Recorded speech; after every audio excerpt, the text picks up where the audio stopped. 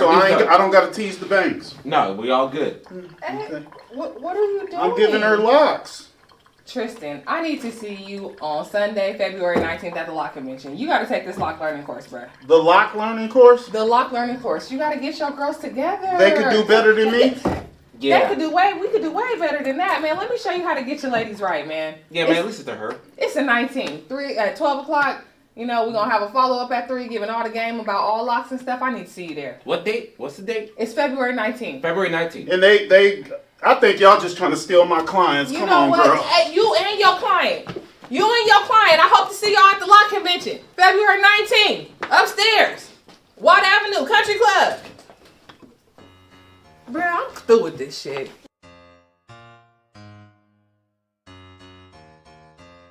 Show. Yes, world. What's going on, y'all? This is your man, Buddy Ramming. It's your boy D-Rock the Mic. Keep you laughing all night. And we are back at it, y'all, with another episode of the Funny Business Podcast. And you know, like we do before we get this interview started, I need you to like and subscribe to our YouTube page. Follow us on all of our social medias at Funny Business, and that's included the Patreon page. And make sure you leave a comment at the bottom. And if you like something we say or do in the video, make sure you go ahead and cut it, put it on your page, tag us so we can put it on ours. Yes, sir. So without further ado, D-Rock, you ready to get this interview started? Yeah, I feel like this is a necessary interview. Yeah, we're not at the normal setup, you know what I'm saying? We taking the Funny Business Podcast on the road and shit like that. So without further ado, we're gonna let our special guest introduce ourselves. Hey, world. My name is Shana. I own Twisted Lock Lounge located in northern Sacramento off Marconi and Fulton. Gonna let y'all know about this lock game. There you go. All right. Like we said, this is a needed interview because I'm in a shop where my hair needs to be done. So we're glad to have you here. We're glad to meet you.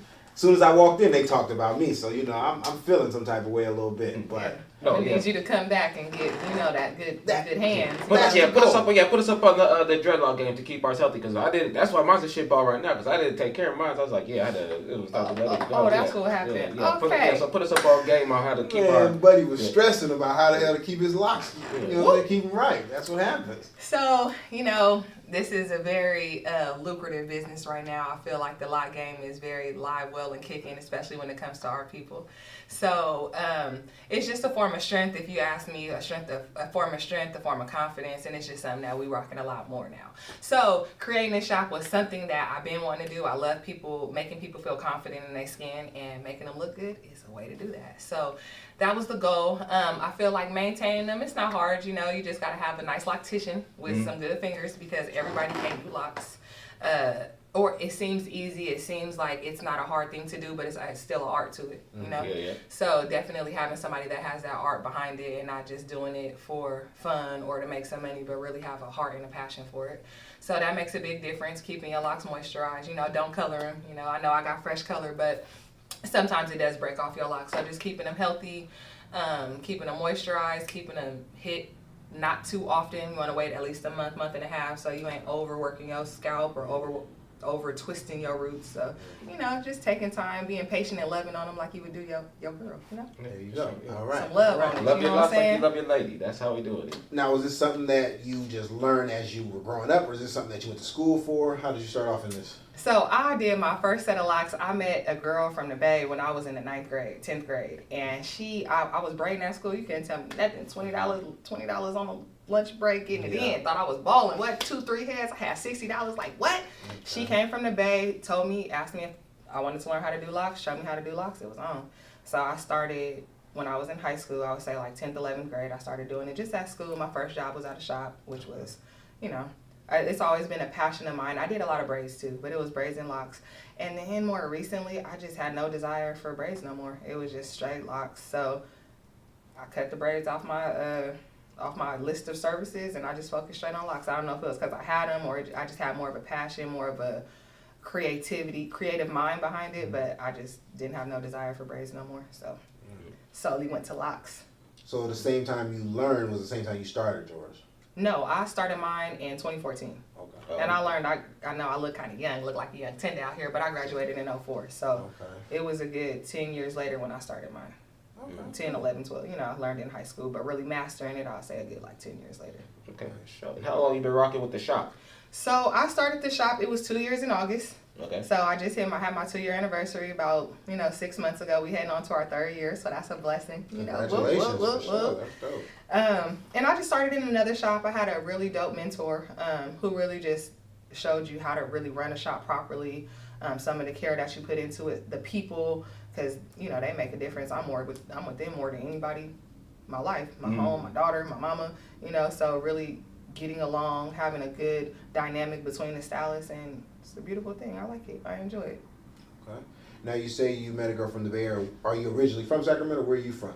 Sacramento, Maine. Okay. 91 sexy. Sure. It's so funny. Everybody always think I'm from the Bay. No, I'm from Sac. I'm from right here. We just have a dope, like Sacramento people and Bay Area people just have dope vibes. They just vibe good together. You can never tell. You never tell. Well, you can tell, but sometimes you can. Yeah, sometimes you can. It's so funny, but yeah, no, I'm from Sacramento, California, man. Okay. So, who are some of your inspirations that you kind of looked up to, or maybe people that you saw with locks was like, yo, I want to grow mine and be like them, or you just want to do hair because of them, or something like that? Well, I guess now that, like with social media, I would say there's a lot of locticians that I admire their work. But I want to say my first inspiration was probably Guapole. When she came out with the Closer to My Dream, watching her video. And of course, I've seen locks a lot, but that was my first like, ooh, I want locks. Like, I really like locks. And from there, I started to do them more. And over time, it was just like, I couldn't think of nothing else I wanted to do in my hair. I didn't want to braid it. I didn't want to get a weave. I didn't want to do that no more. It was just like, rock your crown. And then learning the importance of it too, made it that. But yeah, the passion just grew over time, I would say. Have you ever been to like a hair show? Oh yeah, speaking of being the one, I throw one. Okay, I threw one last year. I had a lock hair show. I would say that's the first I heard of. I didn't know what I was doing. I thought I would create something dope to me. Just a event where people with locks or color people with locks, my chocolate, my melanated, skin tones and locks. I just felt like it wasn't really much that catered to us. So tried to do something to reach out to the lock community, and it turned out great. We did a lock hair show. We just had a bunch of other stuff included with it. We had Tristan and Lance doing some of the comedy there. I had spoken word, singing, just a whole bunch of entertainment, and everybody had locks besides Tristan. Besides Tristan. He had to throw in his lock wig, you know what I'm saying? But everybody had locks, so that was a beautiful thing. And it just turned out it was a bunch of us in a good atmosphere. It was love. It was beautiful. It was a lot of locks. It just turned out really, really dope. Okay. So we're running it back again this year too. Okay, sure. Okay. You having like people like show off their locks, like walk down a runway or something like that? Absolutely. Okay. Yeah, so we got a whole bunch of stuff going on. So we have styling chairs. So just like the chairs in the salon, people could rent out a chair and do locks at the show. They could style locks, retwist the whole head, whatever they like to do, promote their business, but they have that styling chair. And then the other people signed up to actually participate in the lock hair show. Okay. And so they did, a number of clients, and they have them showing them off, doing a type of performance, and, walking down the aisle, showing them off. We also like to highlight. It's a lot of locticians that come too, which I think is beautiful, having a bunch of people in that same field. So we point out locticians, point out dope lock styles, and just try to show recognition. So people, if you don't have a loctician, you can find one. If you're interested in locks, we got information for you. Just trying to shed light. Okay. I ain't gonna lie, I just want to be a model. If y'all be doing like, y'all gonna touch my hair, I want to model for y'all. I want to walk down the runway. You need to. Yeah, it's about that time. You be like a before and after type of like a before and after type of thing and shit like that. That's what you do. Yeah. Like you rock the runway before, and then you come back like afterwards, like, yo, look at what Dre shaking this shit. Well, that I can't do it, but you know what I mean. If I had them, they'd be shaking. But we ain't talking like the hair shows we be seeing like on the movie with Monique. But yeah, we talk about like you've been talking about the hair shows. I have, but it was like, so last year I think it wasn't as like the Monique and everything, like, because it was the first year. I feel like people were just getting a feel for it, but this year I feel like it's gonna be real nice. Like at the last one, there was people doing hair on stage. They had their big king crown chairs doing hair on stage, showing them off, and revealing crowns and all these things. We didn't have no shoe on the head. We didn't have a Jordan on the head. But we're going to have some, like, you know, some extravagant, different styles that people don't see too often. Yeah. You know, just some dope work. That's cool. Okay. That's real dope. It's going to be a vibe. So it's going to be a vibe. A vibe. So can you kind of break it down for people maybe that's out there looking to maybe do what you do, maybe one day own a business? What does it take to run a business or run a hair business? Let's say that. It takes patience. It takes hard work. It takes sacrifice. It takes a lot of sleepless nights, a lot of time away from your kids. Or my child, I only have one, but a lot of time away from her. Just building, you know, that building is crucial. But once you build, it's a beautiful thing because now it's like you can kind of kick back and not do so much, not have to put in so much work because things are consistent now. You know, until it's consistent, I feel like you really got to stay down. Like people always say, stay down. You really got to stay down. Yeah. Because it takes a lot of hard work, and a lot of people always want that instant, oh, I don't got it. It takes a long time to build up clientele. Yeah. That does not happen overnight. You know, even if you have dope work, it still takes time. So really just being patient and willing to sacrifice for what where you really want to be. Yeah, makes sense. And in here, how many people do you have working for you right now at this time? Well, I don't consider them working for me, but I do have 5 ladies in the salon. We kind of like we're our own boss. You know, I feel like I'm the owner of the apartment complex, and they rent out their own apartments. You know, they got Boost, and you know, everyone's their own business. So I do have 4 or 5 girls. One is currently out right now on maternity leave, but I do have 4 other girls that constantly come in here, and they're all super saucy. Anybody at Twisted Lock Lounge is amazing.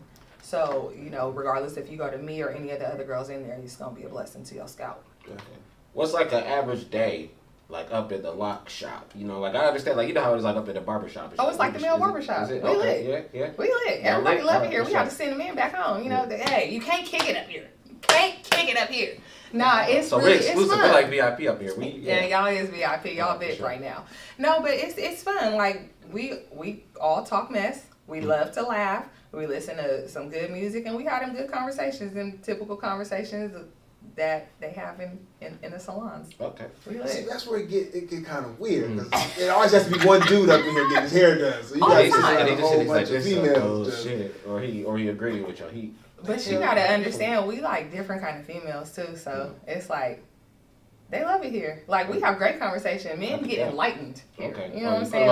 I could imagine. We helping. We helping. Next week. We helping with relationships and you know what I'm saying, how to treat, what you supposed to do on Valentine's Day, how you supposed to give gifts. You know, we be helping with a lot of stuff. So, but outside of that, you know, we of course have our days where we ain't so nice to y'all. You know what I'm saying? See, we gotta have another interview where we have all the females that work here all in here at once. We talk to them. We get some real insight. Yeah.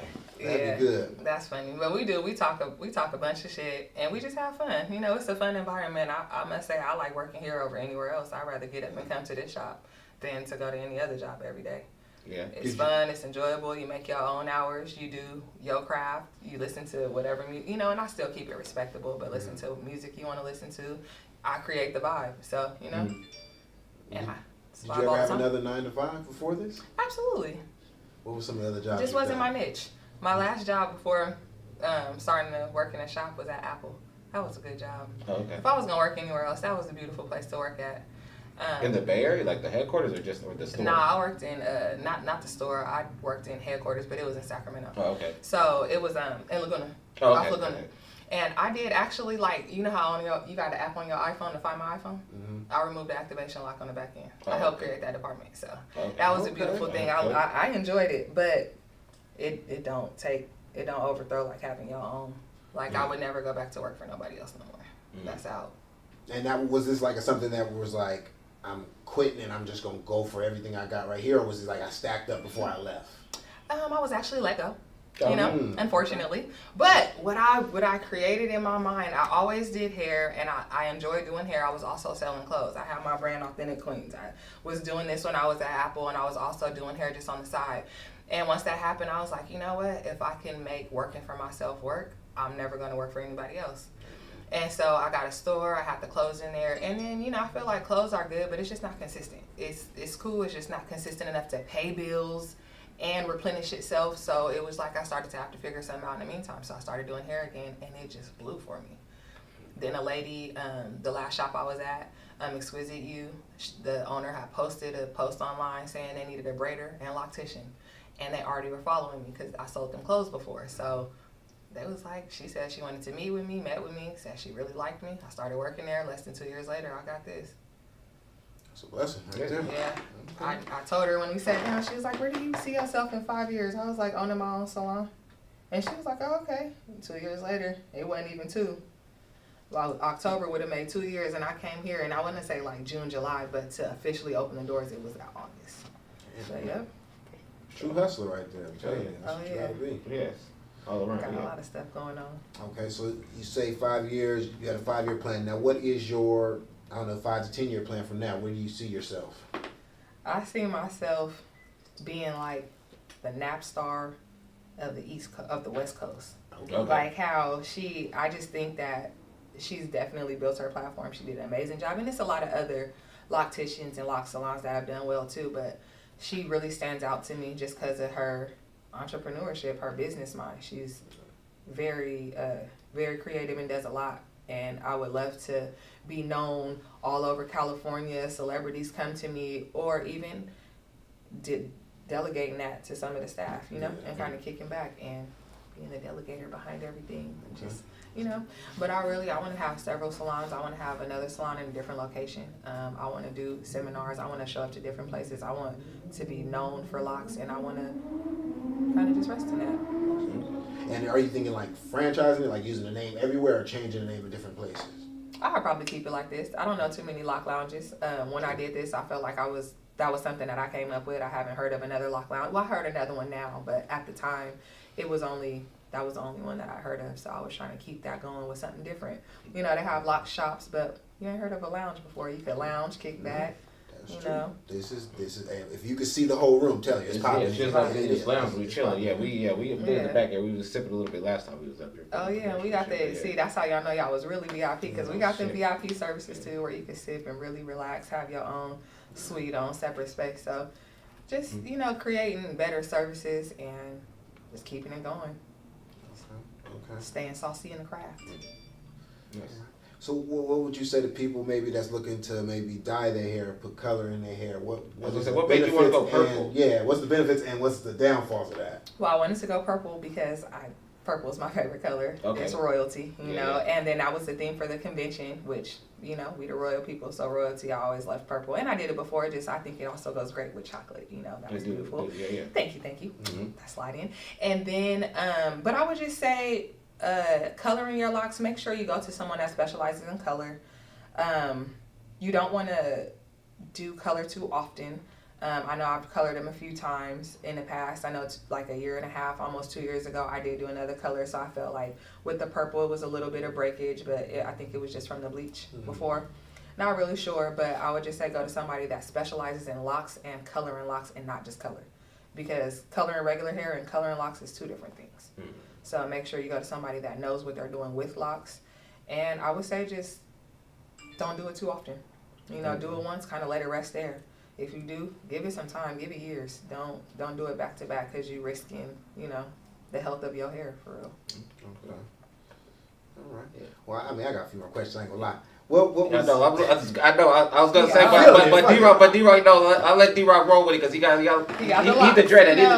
He got the lock, so he let him take it over. But let me say before we do, give a shout out to our sponsors, Simbi Taxes. You know what I'm saying? So if y'all do, it is tax season. So if y'all need y'all taxes done, holla at Simbi Taxes right there. Because you know what they say. What's the rule, D-Rock? If you don't do your taxes, you going to jail. Let's just keep it buck. You're going to jail. You got a tax person? I do. You do? Okay, so exactly. That's a smart business owner right there. Get your hair touched up before you go to jail, because you're going to jail. Just want you to know that. But, now let D-Rock. But yeah, back to what we were saying though.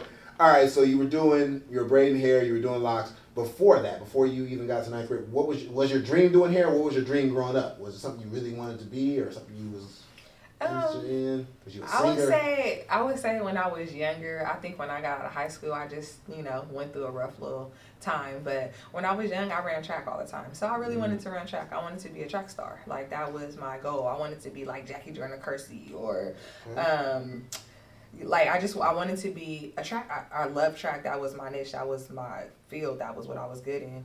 And then I got to high school and had no desire for track anymore until I couldn't do it. Like senior year, I had already messed up. I went to an all-white school. Didn't really care for the school. Didn't have the grades. Didn't have the attendance. And then realized like, dang, I really want to. I done waited too late, kind of gave it up. So now I'm just pushing my daughter. Now she gonna be the next one. She gonna be the next Shakari. You know what I'm saying? She coming. But yeah, that was my desire as a kid. And I think after, I didn't really know when I was in high school and fresh out of high school what I wanted to do. I think that was just a time where I was all over the place, moving and grooving, being bad, out in the streets, not going to school, not doing a lot of stuff. So that desire went away until I got grown, you know. That makes sense. What was your races back then? I was a sprinter. 100, 200, 4x1, long jump, 4x4, With the 400. I was a field nigga. I was throwing like shot he was throwing put. shot put. I was like, he looked like I was that. Yeah. That's what I did. I did that, but only because like it was the first event that they did. So I just did that and got that shit out the way. I was like, we chilling now. I did that. I did track 1 year. My senior year. Yep. They made me do the Fat Man relay. I was smoking nigga. Oh, you was moving? Yeah, I thought I was. They showed me on camera though. That boy was slow. That was embarrassing. Bricks in my shoes were slow. But you know, it's all good. You know, but do track and field. That's a good thing to try. That's good. Beautiful thing. It's a black sport. A lot of sports is black, but that's a good one. That's right. Now, we gonna kind of switch it up. We gonna get off of here. Who's your music? What type of music you like listening to? What y'all be vibing to up here, y'all? I ain't gonna lie, we got a lot of vibes. It just depends on the day, it depends on the time. Sometimes we be thugging, sometimes it's just real smooth R&B, sometimes we old school. I say what we listen to the most, I would say like R&B and old school.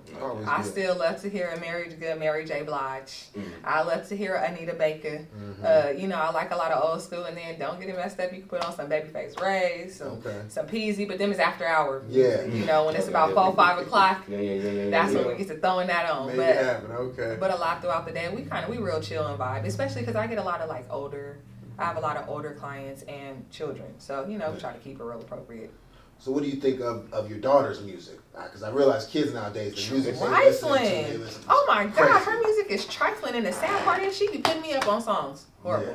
But it's trifling. I just listen to some of the artists, and I be really having to turn that shit off. Like, bruh. Terrible. Yeah, and then with the TikToks and all of that, it's like, sometimes it's a beautiful, because she'll sing a song. I'm like, bro, what you know about this song? But then when she sing a song, I'm like, bro, what you know about this song? Like, it just depends on which one. But I don't like their music. I don't like a lot of the stuff that they listen to. We become them old heads now. Yeah, it don't have no like, you know, like when B101 is playing like our music, but like when we're like, shit. We the old, that's the old school music now, bro. We artists and shit I grew up to on 101 like this. They playing Pac on 101. They slip on. They go from Pac to Mac Dre like at 11 in the morning. I'm like, oh shit. That's how you know. That's what right. I guess I'm feeling myself all the way to work. Let's do this. My nephew, he plays a guy called, one guy is called Shitty Boys. That's their names, like literally. And he think they some of the hardest rappers out. Where are they Shitty from? Boys. I think they're from the Bay. Shitty Boys. I'm gonna look him up. We're gonna find out the exact area they from. But Boys. he been slapping that music for like the last 2 months. We almost fought today because I was like, bro, turn this shit off. You know, my daughter, her favorite rapper, and I can't say he bad, but he just cried too much to me. I mean, I like Broadway, but he's a crier, bro. He's like the emotional thug, bro. Like, yeah. It seems like these rappers are way more emotional, telling a lot of their feelings. It talks about a lot of feelings on this. It's either a lot of feelings or a lot of fronting. Yeah. Trying to act like they don't. Yeah. I miss the old times, man. You know, well, we just lied about the shit. Yeah. You never knew the real truth, or if they weren't real. Shaw was good at lying, though. Some were. Some were good back in the day. Yeah. Man. You're right. If we didn't know you, it was good. Especially on social media, we couldn't really find out your life. Yeah, we was living off their lives. That's true. Yeah, I guess so. Yeah, because with the way of the world now and how them cameras is, everything getting busted out. Yeah, man, for everything. Real. Ain't wasting no time. Everything. I don't record nothing. I'm telling you. And these kids, they record everything. Yeah, they do. Like it's normal. Oh yeah. Shit, even some of the adults, horrible. You see somebody get hurt, they pulling out their phone instead of calling 911 to record. Like, oh, look at this, instead of dialing, you know what I'm saying? The police, get some help. That's why I won't get in a fight. Can't fight. I won't do it. Oh, yeah. Take that risk of me squaring up with somebody, they knock me out on the camera. And it's on camera? Oh, you ain't never outliving that one. Nope. I can't even be a comedian no more. I have to give up my life. That's over. That joke is never going to fail. Come on now. I step on stage, all they gonna hear him say is, You got knocked out. Yeah. He was asleep. Yeah, you was sleepy. All right, I'm off. Feel me? Now cut the cameras. Cut it. For real. Okay, That's how so before we end this, we like to do our Mount Rushmore. So, Okay. who is your Mount Rushmore? Is it 4 people or 5? I always forget. It's 4. Four. Who are your 4 rappers, R&B, any person you like this to, 4 of all time? Greatest of all time? Greatest of all time. I would definitely say, I brought up Mary. I can't take Mary back. Mary for sure. Okay. A rapper, I would definitely say Nip. Okay. Babyface Ray. One of my faves. R&B. Who do I really enjoy R&B? You know who I love that I feel was so slept on at a point in time? Joe. Ooh. Yeah, Joe. Oh, yeah. Joe still got some bangers, and people be sleep on Joe. But Joe, I would say I can name a few more. Joe, Kim, OG, you know, some good love making music. When you want to make up with some of that Kim on. Sade, Yeah. my girl, can't go wrong. And yeah, them is who I would definitely say is my tops. Rapper, of course, you can't. Pac, always, you know, can go back to a Pac. We was just slapping Pac yesterday. But yeah, them my tops. I'm good. I think good choices. I rarely hear anybody, you know, mention Nip, so that's good to see that he's in somebody's list. Yeah. That was trifling. R&B. And when you said slept on, I ain't gonna lie, you know who I thought you was gonna say? Who? NDRE. I haven't heard nobody say her name in a She long go crazy time. too. And she used to have hits back in the day, but I ain't really heard her make no music lately. You know, Yeah, she got some fire. I think, and I need to add her to the rotation. Good looking. You know, I got Because I ain't listened to her in a minute. But yeah, NDRE, she's a soulful, just dope all around individual too. She raw. Yeah, she dope. But buddy, you wanna send us out? You wanna close us out a little bit? Yeah, that's it. I mean, that's it, bro. That was a wrap. You know what I'm saying? That was another episode of the Funny Business Podcast. Before we do head up out of here, you know what they say, man. Please like and subscribe to our YouTube page and follow us on all of our social media at Funny Business, including our Patreon. And if you need your taxes done, holla at Simply Taxes, because you know what they say. If you don't do your taxes, you're going to jail. Also, we like to give a shout out to our other sponsor, the Popcorn Lady. We ain't got none of her stuff with us today, but shout out to the Popcorn Lady for always being down and holding us down and making some of the best popcorn out here in Sacramento. And before they close it out, make sure y'all come to the Lock Convention. It's this Sunday, February 19th, man. Come get some of this good wisdom when it comes to locks, some of this good visual when it comes to our melanated people. It's going to be some beautiful men, beautiful women in the building, you know. Come on out. Come support. This here, where's it going to be at? It's going to be at Country Club, the event hall upstairs. Okay. Yeah, shoot. 3 to 7. I'm going to be, might have to pull up on that. I'm work. I'm going to try to come after I get off. Get some stitches in this type of something. Man, we're gonna send you out right. They Everybody braid can your what's up. scalp. Yeah, they get you right. Get you right there, for sure. You Yeah. add some your extensions shit. to that thing, you gonna walk out looking like me, man. You know? Put that Just top really ramen in shaking your it. head and cut it up. Get you right, brother. But go ahead and give them all your social medias, everything they can reach you at, see you at. Instagram, twisted_lock_lounge.